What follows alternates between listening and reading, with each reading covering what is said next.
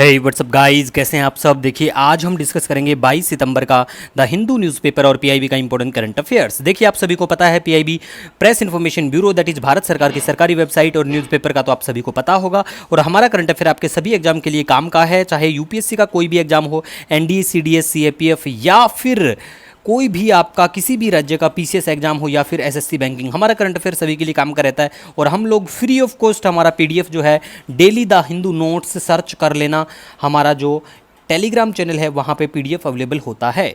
तो लीजिए स्टार्ट करते हैं। सबसे पहले बात करेंगे G7 मिनिस्टर्स का जो मीटिंग है कल्चर के ऊपर नेपल्स इटली में। पूछ लेते हैं पीसीएस या वनडे एग्जाम में कि रिसेंटली G7 जो मिनिस्टर्स का कल्चर का जो मीटिंग है वो कहाँ पे होता है। और G7 में आज आपको कमेंट सेक्शन में बताना है G7 जो ग्रुप 7 का है उसमें कौन कौन से देश शामिल हैं। वैसे देखो हमारा जो पुराने पीडीएफ हैं जो बिल्कुल अपलोडेड हैं ऑलरेडी, उनमें हमने सब जीरो से डिस्कस कर रखा है G7 में कौन कौन से देश है, पहले कौन था, कौन बाहर होता है, सब कुछ हमने डिस्कस कर रखा है, तो टेंशन बिल्कुल मत लो। हाँ, आपको पिछले 2-3 दिन से करंट अफेयर हमारा थोड़ा लेट मिलता है नाइट के आसपास में, लेकिन आने वाले 5-6 दिन तक लगातार आपको हमारा करंट अफेयर सुबह 8 से 9 बजे के आसपास मिल जाया करेगा। उसके बाद में सिर्फ 2 दिन थोड़ा डिले होगा, 28 और 29 अक्टूबर को। उसके बाद हमारा करंट अफेयर आपको सुबह 7 बजे ही मिल जाएगा करेगा, ठीक है। हिंदी और इंग्लिश दोनों माध्यम में हम करंट अफेयर पढ़ाते हैं। उसके बाद में हम बात करेंगे अमरप्रीत सिंह को अपॉइंट किया जाएगा as a next chief of air staff. याद रखो हमने देखो एक बार आपसे कटआउट भी शेयर किया था, और वनडे एग्जाम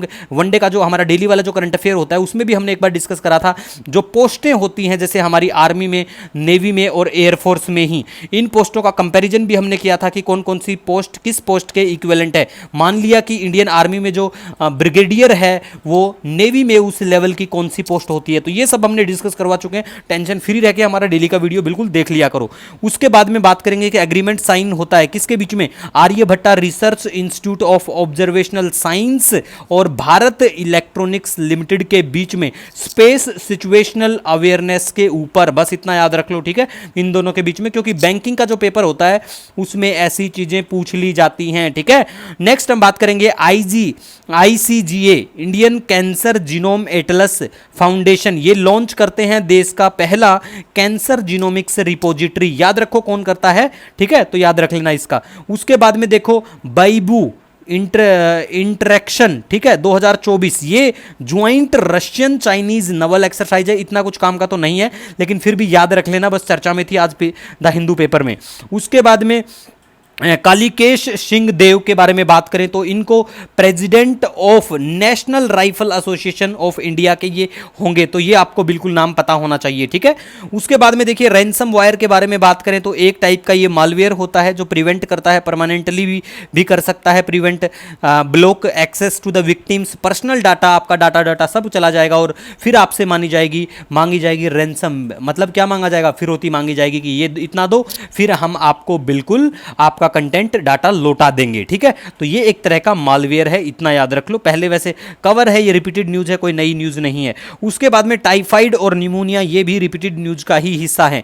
टाइफाइड के बारे में गाइस बात करें तो देखो ये एक बैक्टीरियल इन्फेक्शन होता है जो स्प्रेड होता है कंटामिनेटेड फूड और वाटर से। बिल्कुल ट्रीटमेंट के लिए बात करें तो treatment and prevention by vaccine बिल्कुल हो सकता है।